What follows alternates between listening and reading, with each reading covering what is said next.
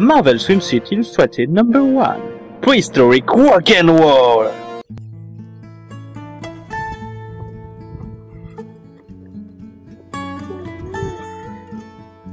Oh, bonjour. Je vous avais pas vu. Bonjour, bienvenue dans Comic Story, une émission qui est plus ou moins en vacances. Enfin bon, ça dépend, on fait quand même des émissions.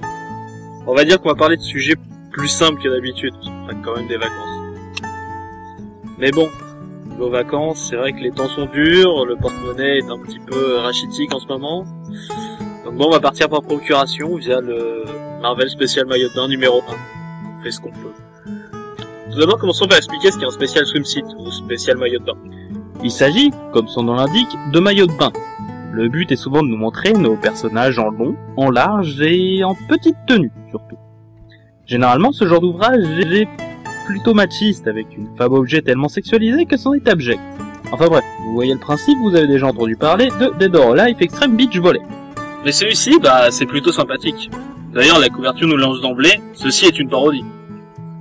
Et ça nous annonce aussi que ce machin date de 91. Ce truc est aussi vieux que moi. Voire plus parce que je suis né de fin d'année. Oh misère. La couverture d'ailleurs, parlons-en. She-Hulk en maillot de bain, avec en arrière-plan beaucoup de types musclés en pagne. C'est l'air typique du mauvais goût habituel de ce genre de publication à première vue. Mais je note déjà 2-3 petites choses qui détonnent. Premièrement, la tête de ce type là, juste au-dessus du boule de She-Hulk. What the frack? Qu'est-ce que c'est que ce sourire? Deuxièmement, c'est quoi cette tortue là? Tortue Géniale fait un crossover ou quoi? Enfin, faut dire aussi que ce serait bien son type de revue. Notons aussi qu'on nous promet des femmes et des hommes. L'emphase est même mise sur les hommes d'ailleurs, les femmes n'étant qu'entre parenthèses. C'est intéressant. Ah, et aussi, Wolverine en pin-up? Alors les filles, vous êtes en train de faire sauter l'audimat. Bon, première page et pub. Avec Wolverine? Sur un déodorant nommé Macho? Ah non, c'est une fausse pub. J'imagine que tout est parodique ici. Eh bien qu'on pourrait l'aider avec son problème d'odeur corporelle, on préfère ne pas être ceux qui vont lui annoncer. Je m'étonne, c'est un coup à se faire sniquer, ça. Après, il y a pas mal de textes. Genre, un édito, un sommaire de 2 pages, avec des filles en maillot, bien sûr. Une note de mode, un mot du sponsor, une interview de North Star, et un résumé de 4 pages sur des Jeux Olympiques héroïques. Et très franchement, rien que tout ça est hilarant. Bon, la vidéo durerait bien trop longtemps si je faisais ça dans le détail. Mais bon, j'en donnerai qu'un exemple. Ski, bien que finissant dernier, Daredevil, l'homme sans peur qui mérite bien son surnom, doit se sentir fier d'avoir ne serait-ce que fini la course. Si vous n'avez pas trouvé ça amusant, c'est que vous savez peut-être pas que Daredevil est aveugle. Ou alors vous aimez pas qu'on se foute de la gueule des aveugles et vous avez peut-être raison. Bref, tant pis pour le texte tout aussi bon qu'il soit, et dirigeons-nous vers la vraie richesse visuelle de ce numéro, à savoir les maillots de bain et les pubs. Comme à la télé. En chemin vers les maillots, nous tombons sur une autre pub, avec le fauve dans une pub pour du shampoing, mais réussissant à se moquer d'au moins un de ses looks. Bien trouvé les gars. Et alors, voyons ces maillots... Encore du texte? Les conseils d'entraînement de She-Hulk, 2 pages sur le surfeur d'argent, et 4 pages de BD mettant en place l'intrigue. Il y a une intrigue? Non, j'aurais vraiment dû lire ces pages, moi. Alors en gros, la guêpe a créé des tonnes de maillots de bain et Tony Stark a payé un voyage à tous les héros vers le Savage Land afin de les essayer et de faire le présent ouvrage. Ah, et il y a des concerts et de la picole, ce qui explique que nos héros sont plus décomplexés que d'habitude. Ok, il y a pire comme mise en place de contexte. Bon, premier maillot de bain. Et on est dans des montagnes, pas sur une plage. Bon, en même temps c'est tornade donc elle peut voler, mais bon. Et oui, il y a des dinosaures sur Savage Land, c'est comme ça, faut s'y faire. N'empêche, ce maillot de bain est à peine moins déshabillé que certains de ses anciens costumes, donc bon, je suppose qu'elle s'est déjà habituée au froid dans les hauteurs. Deuxième maillot, et... Ouh la vache, je me sens mal sur cette page. C'est peut-être les clichés des dessins sexy, le texte qui nous dit que Psylocke est sèche ou humide, qu'elle est the catch of the day, ou le fait que je regarde un dessin à destination érotique qui voudrait me faire tuer par ma copine si elle me voyait. Enfin, si j'avais une copine. Troisième, mais...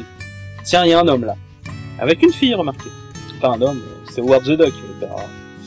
Si vous aimez la volaille, c'est votre page. Hein. Moi, c'est plutôt la libellule multicolore qui m'absorbe perso. Et le dino serveur de pina colada.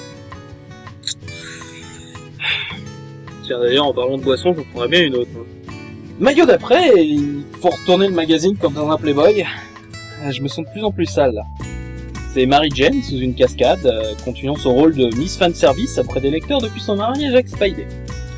Au moins avec Beverly et Mary Jane, il y a des non-héros dans ce bouquin. Attends. Ça veut dire qu'on peut avoir tant de mets dans le truc, là? Un maillot de bain. Page suivante est une pub. Ah, autant d'habitude je déteste avoir des pubs au milieu de mon comics, autant des pubs parodiques dans le genre, j'en demande. Cette pub nous présente Red Richards des 4 Fantastiques et nous présente tous les dangers qu'il a combattus, concluant « Il a porté la même montre à travers tout cela. Chronex, votre heure pourrait survenir avant la sienne. » Ensuite, 4 persos et que des mecs. Bon, tant mieux, la couve m'a pas menti, je me sens un peu mieux en lisant ce livre. Alors on a Wolverine, la Chose, le Fauve et Hulk, qui semblent vouloir se la jouer Dalton en caleçon de bain. Cool pour la parité, mais je note 2 choses. 1, que Volby et le Fauve se ressemblent énormément dans la pose et le dessin, et de 2, que Hulk semble un peu trop aimer jouer les exhibitionnistes pour me rassurer. Et boum, du Liefeld. Bon, j'aime pas trop le dessinateur, mais bon, il semble être à peu près correct sur cette page, car on va dire que Liefeld est connu pour des désastres anatomiques. Non, je noterai surtout le goût bien gras de nous préciser qu'elle a un string et que c'est ce qui met les gars dans cet état. Classe. La page suivante, oh boy, Captain America.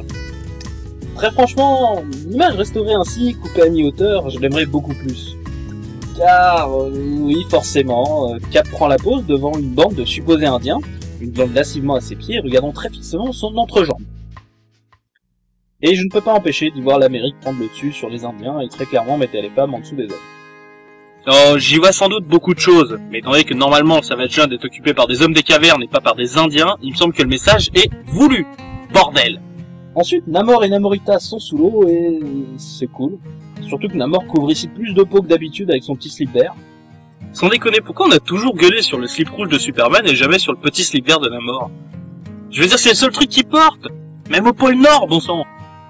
Bon, retour à l'image. Elle est cool, avec un homme et une femme, et surtout, ça va, je trouve pas ça sexualisé à outrance comme d'autres dessins. En même temps, ils sont de la même famille, ça ferait un peu bizarre. Et celui d'après, alors? Difficile à dire. Oui, il y a 2 filles en petite tenue, mais bon, un peu le but du comics. Oui, She-Hulk est sexualisée à mort. Mais bon, c'est un peu une façon de vivre pour le perso à l'époque. Et puis bon, la guêpe est très sage, elle. Non, le truc qui me gêne le plus, c'est la pose. Je veux dire, il s'est passé quoi? Est-ce que She-Hulk s'est amené et a dit « Ok Janet, je veux bien faire des photos en maillot, mais à une seule condition, que je fasse avec des bijoux le poirier sur mon dos, cassant ma colonne vertébrale, sur la pique d'une falaise alors qu'un dinosaure me tient la jambe. » Sans déconner, les licences artistiques peuvent laisser passer pas mal de choses, mais là quand même... Bon, page suivante, et bon, apparemment, Cable a pas très bien compris le principe de maillot de bain. C'est bizarre, je t'ai connu moins prude, Cable. Et apparemment, Jubilee et Boom Boom veulent résoudre ça. Je vous souhaite bon courage les filles, vous en aurez besoin. C'est un personnage de Liefeld. Dans son univers, c'est pas vraiment les mecs qui se déshabillent. Tiens, Liefeld prend cher dans cette vidéo. On va peut-être en parler à un moment ou à un autre. Ensuite, cette fois, c'est 7 femmes qui nous accueillent dans leur petite cascade perso. Que des mutantes, Rogue, Dazzler, Jean Grey, Phoenix, Kitty Pryde, et même 2 femmes qui font son retour, t'en as des Psylocke. Bon, si des personnages peuvent revenir plusieurs fois, refaites-moi un Captain America correct. Quant à l'image, j'en ai même pas grand chose à dire, ça, bon enfant. Même malgré la présence d'un être masculin, le petit dragon Lockheed. Bon, prochaine page et... On voit d'emblée le gros marteau de Thor. Bref, Thor et les disciples profitent du beau temps. Sif portant un ensemble très métallique, ça me semble, et Thor ne peut s'empêcher de faire porter au vent son énorme marteau. Et attendez, y aurait-il de la symbolique? En tout cas, symbolique ou pas, Loki est là pour leur en faire voir, et autant dire que si vous connaissez que le Loki des films, autant vous dire que le Loki des 80s va vous faire un petit choc. Non, sans rire, on dirait Quasimodo. Next. Et wouh! Ok, c'est des méchantes, c'est déjà vachement moins prude que ce à quoi les dernières images m'avaient habitué. Sans rire, c'est Diamondback, The Asp, l'Enchantress, la Chatte Noire, Viper et Emma Frost en petite tenue. Certaines méchantes sont un peu hors perso, comme Viper ou l'Enchantress, que je vois mal en maillot de bain. Néanmoins, pour certaines, comme la Chatte Noire ou Emma Frost, ça semble normal. Je me demande même si Emma Frost n'est pas plus habillée que d'habitude. Enfin bref, suivant. Ouh, un mec seul. Finalement, il n'y en a pas des masses des mecs seuls. C'est même... le premier, Champagne. J'aurais juste voulu le voir dessiner de la même façon que Psylocke, vous savez, avec les gouttes et le vêtement légèrement de côté, ne serait-ce que pour la parité. Notons néanmoins que la narration nous indique que c'est un string qu'il porte. Ce qui est étrange car une pub précédente, que je ne vous ai pas montré, car pas excessivement drôle, nous présente plutôt portant des sous-vêtements larges et pas vraiment du genre string. Bon, je suppose que comme c'est la guêpe qui après tout fait tous les costumes, je suppose que c'est elle qui voulait en voir plus de cette merveille d'homme. Ensuite, on a affaire à Tigra. Non, désolé, j'ai tendance à confondre les clones trop évidents entre maisons d'édition, désolé. Et l'image ne verse pas dans l'érotique, la pose et l'expression du perso sont même limite attendissantes. Si ce n'est le tigre à dents de sable derrière. Cours, fuis pour ta vie! Quoique, d'après la narration, le tigre a l'air plus excité qu'affamé. Ok, là ça devient vraiment bizarre. Fuis quand même!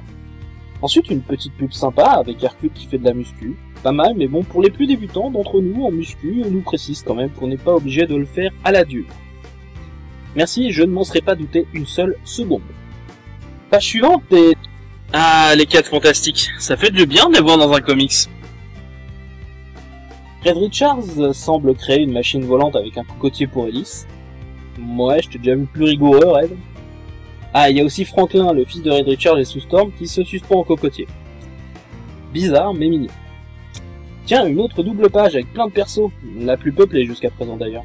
Les Vengeurs tirent à la corde, c'est cool, ils s'amusent. En plus, on a un nouveau Captain America, mais pourquoi ils lui ont remis son masque? Il a l'air d'un con comme ça, enfin, encore plus que d'habitude. Et Iron Man est en armure avec cette chaleur. Et pourquoi il a un maillot par-dessus l'armure? Dois-je en conclure qu'il est nu sous l'armure? Et finalement, il y a de la triche dans le coin. Foutre les 4 avec la super force d'un côté contre les pauvres mortels, franchement, ça pue le non-respect du fair play. Et comme aurait pu le formuler Lino Ventura,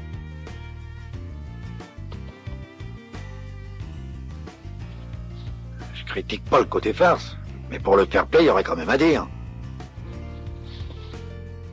Viennent après cela une image assez suggestive de Medusa et Crystal, des Inhumains.